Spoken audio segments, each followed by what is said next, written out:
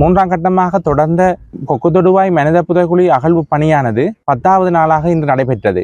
இன்றுடன் அநேகமாக இம்மனித புதைகுழியில் கிடந்த எலும்பு தொகுதிகள் முழுக்க மீட்கப்பட்டிருக்கின்றன. வெளியில் ஒட்டுமொத்தமாக இதுவரை 52 மனித எலும்பு தொகுதிகள் மீட்கப்பட்டுள்ளன. அத்துடன் இன்று துப்பாக்கி சின்னம், திறப்பு கோர்வை என்பன மேலதிக சான்றாதார பொருட்களாக பெறப்பட்டுள்ளன.